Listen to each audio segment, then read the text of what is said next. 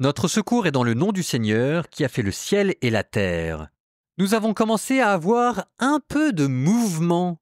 On a parlé du camp et de la manière de monter et de démonter la tente de la rencontre pour aller d'étape en étape. Donc, la marche, le mouvement de pèlerinage est en train de recommencer et nous allons bientôt partir du mont Sinaï jusqu'en terre promise. Il nous reste quand même à faire un dernier tour sur ce cordon de sécurité dont nous avons parlé, les Lévites qui entourent le réacteur nucléaire du reste de l'armée.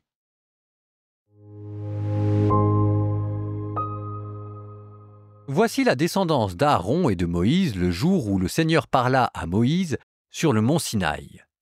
Voici les noms des fils d'Aaron. L'aîné, Nadab, puis Abihu, Éléazar et Ithamar.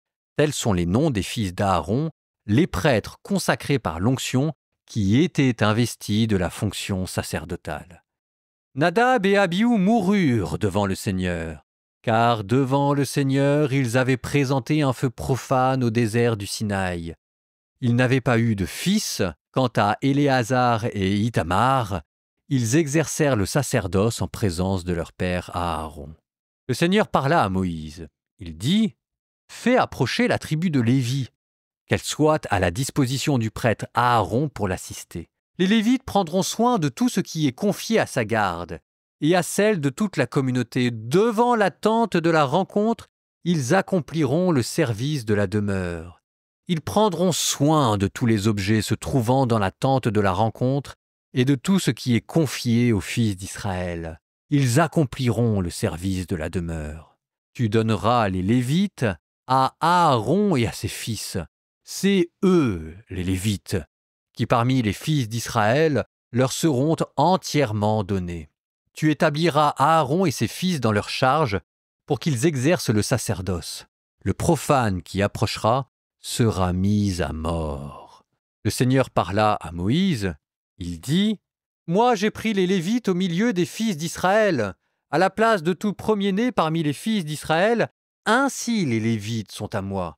Car c'est à moi qu'appartient tout premier-né, le jour où j'ai frappé tout premier-né au pays d'Égypte. Je me suis consacré tout premier-né en Israël, depuis l'homme jusqu'au bétail, ils sont à moi, je suis le Seigneur. » Au désert du Sinaï, le Seigneur parla à Moïse, il dit « Recense les fils de Lévi par famille, par clan. Tu recenseras tous ceux de sexe masculin, âgés d'1 mois et plus. » Moïse les recensa sur l'ordre du Seigneur et comme le Seigneur le lui avait ordonné. Voici les noms des fils de Lévi. Gershom, Kehath et Merari.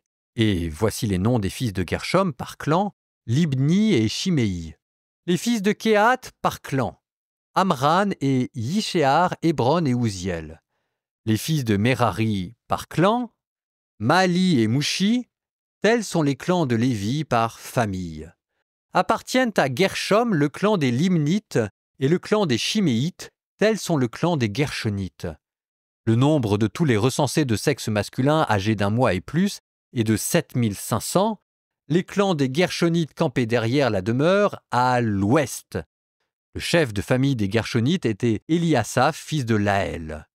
Le service des fils de Gershon dans la tente de la rencontre concernait la demeure et la tente, sa couverture et le voile d'entrée de la tente de la rencontre, ainsi que l'étoile du parvis et le voile d'entrée du parvis entourant la demeure et l'autel, et les cordes pour tous les travaux. Appartiennent à Kehath le clan des Amramites, le clan des Yishéarites, le clan des Hébronites et le clan des Ouziélites, tels sont le clan des Kéhathites. Le nombre de tous ceux de sexe masculin âgés d'1 mois et plus est de 8600. Ils prennent soin du sanctuaire. Les clans des fils de Kehath campaient sur le côté sud de la demeure. Le chef de famille des clans de Kéhathites était Élishaphan, fils d'Ouziel. Leur service concernait l'arche, la table, le chandelier, les autels, les objets du sanctuaire qu'ils utilisent pour le culte, le voile, ainsi que tous les travaux. Le responsable des chefs des Lévites était Éléazar, le fils du prêtre Aaron. Il surveillait ceux qui prenaient soin du sanctuaire. Appartiennent à Merari le clan des Malites et le clan des Mouchites, tels sont le clan des Mérarites. Le nombre de tous les recensés de sexe masculin âgés d'1 mois et plus est de 6200. Le chef de famille des clans des Mérarites était Souriel, fils d'Abihaïl. Les Mérarites campaient sur le côté nord de la demeure. Les fonctions confiées aux fils de Mérari concernaient les cadres de la demeure, ses traverses, ses colonnes, ses socles, tous ces objets ainsi que tous les travaux. Et aussi les colonnes autour du parvis, leurs socles, leurs piquets et leurs cordes. Campés devant la demeure, à l'est, face à la tente de la rencontre, à l'orient, Moïse, Aaron et ses fils, ils prenaient soin du sanctuaire. Ils en prenaient soin au nom des fils d'Israël. Le profane qui approchera sera mis à mort. Le total des Lévites que recensèrent Moïse et Aaron sur l'ordre du Seigneur par clan, tous ceux de sexe masculin âgés d'1 mois et plus, était de 22 000. Le Seigneur dit à Moïse, « Recense tous les premiers-nés de sexe masculin des fils d'Israël, âgés d'1 mois et plus, et fais le relevé de leurs noms. Tu prendras pour moi les Lévites.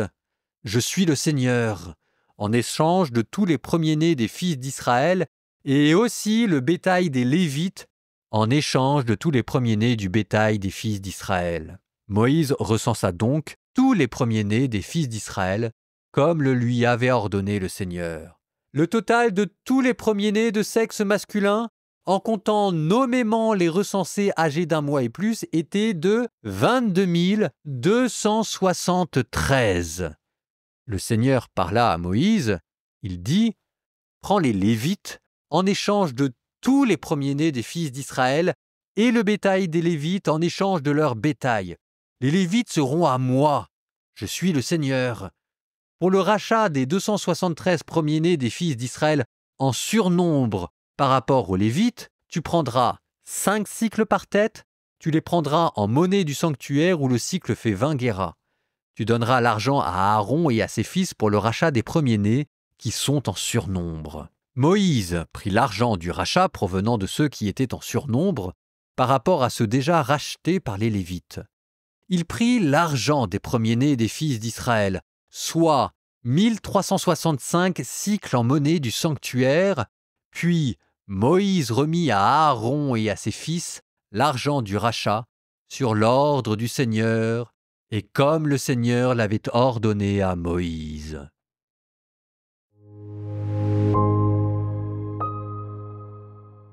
C'est toujours dans les petits détails, alors évidemment, c'est pas facile de les voir, donc je suis bien content d'avoir mes livres en face de vous, mais ça me permet de vous les donner. Donc par exemple, il y a une généalogie. Alors, les généalogies, maintenant, quand vous les entendez, vous dites, ça va être quoi le petit truc ? Il va faire que cette généalogie, il y a un message caché dedans. Là, le petit truc, c'est qu'il était question de Aaron et des Lévites. Alors, vous allez me dire, on le savait, oui, mais la généalogie aurait pu parler de Moïse. Enfin, je veux dire, après tout, le grand personnage de toute cette histoire, c'est Moïse. Et là, il est question d'Aaron.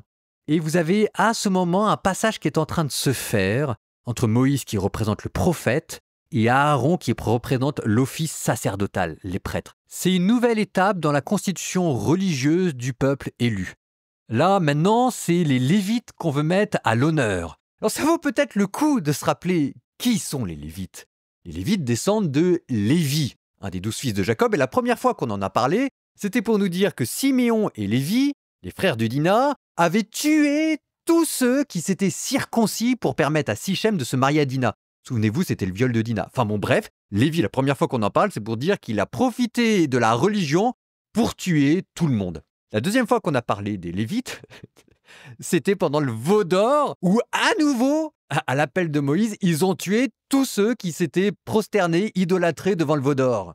Et puis là, dans la généalogie, vous avez vu comment il y avait encore l'ombre des 2 fils d'Aaron qui décidément n'arrêtent pas de mourir. Ça vous montre toutes les tâches de cette famille qu'il y avait déjà inscrit en filigrane dans cette généalogie.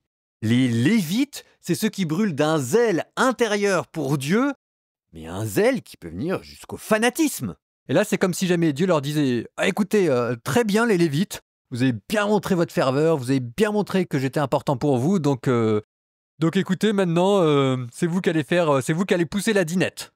C'est vous qui allez vous occuper des chaudrons, de l'encens et de la ménorah. » Et donc là, on passe de guerriers militaires, on passe, si vous voulez, de gestapistes, de la police secrète, voilà, qui surveille quasiment totalitaire, qui suit bien les ordres du parti. J'exagère, je suis dans la caricature, mais les Lévites qui tuent tout le monde parce qu'on n'a pas bien suivi la religion, même si c'était le veau d'or, il y a quand même quelque chose de la police secrète là-dedans.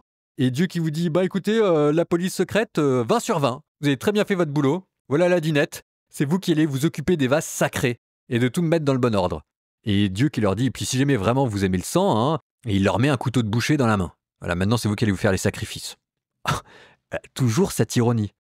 Dans le passage qu'on vient de lire, d'ailleurs, si vous avez fait attention, on donne une autre cause à l'existence des Lévites. C'était par rapport au rachat des fils premiers-nés. Les Lévites, c'est la tribu que Dieu a consacrée pour symboliser les premiers-nés qu'il faut offrir à Dieu. Donc là, plutôt que chaque famille offre à Dieu un de ses fils aînés, en substitut, on va lui offrir une tribu entière. Et pour bien montrer la continuité, on dénombre le nombre de familles, il y en a 20 000. On dénombre le nombre de Lévites, il y en a 20 000 aussi. Pour chaque famille, il y aura un Lévite, ce qui permettra d'assurer la continuité entre la tente de la rencontre jusqu'aux familles, et le Lévite devient le fils aîné de la famille qu'il avait fallu offrir à Dieu. Ce qui est très beau, ce qui vous donnera, plus tard, avec Jésus, avec les prêtres, avec les moines, avec les moniales, avec les religieux et les religieuses, le fait de pouvoir se consacrer entièrement à Dieu. Il y a une générosité à venir dans le don entièrement consacré à Dieu qui est déjà ici présent. Mais vous sentez aussi qu'il y a comme l'ombre de l'Égypte qui place, parce que les fils premiers-nés qu'il faut racheter, ça vous rappelle aussi les fils premiers-nés de l'Égypte que Dieu avait tués. C'est toujours cette histoire de réacteur nucléaire, là. La sainteté de Dieu, on trouve ça très beau le fait de racheter les enfants premiers-nés, n'empêche qu'en attendant, ils ont vu en Égypte ce que ça faisait que de ne pas les racheter. Donc tu m'étonnes qu'il y ait des Lévites, et tu m'étonnes que chaque famille soit prête à accepter son Lévite dans son sein. Les Lévites, en fait, c'est une sorte de gaine isolante. Comme un conduit électrique, votre conduit électrique, vous l'isolez par une gaine qui ne conduit pas. Que les moines, les religieux et les religieuses s'efforcent de vivre, mais qui est censé être le bien commun du peuple de Dieu en entier. Nous continuons par une petite transition poétique. Psaume 20. Seigneur, le roi se réjouit de ta force. Quelle allégresse lui donne ta victoire. Tu as répondu au désir de son cœur, tu n'as pas rejeté le souhait de ses lèvres. Tu lui destines bénédictions et bienfaits, tu mets sur sa tête une couronne d'or. La vie qu'il t'a demandée, tu la lui donnes.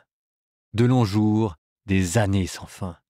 Par ta victoire grandit son éclat, tu le revêts de splendeur et de gloire, tu mets en lui ta bénédiction pour toujours, ta présence l'emplit de joie. Oui, le roi s'appuie sur le Seigneur, la grâce du Très-Haut le rend inébranlable. Ta main trouvera tes ennemis, ta droite trouvera tes adversaires. Tu parais, tu en fais un brasier, la colère du Seigneur les consume, un feu les dévore. Tu aboliras leur lignée sur la terre et leur descendance parmi les hommes. S'ils trament le mal contre toi, s'ils préparent un complot, ils iront à l'échec. Oui, tu les renverses et les terrasses, ton arc les vise en plein cœur. Dresse-toi, Seigneur, dans ta force, nous fêterons, nous chanterons ta victoire.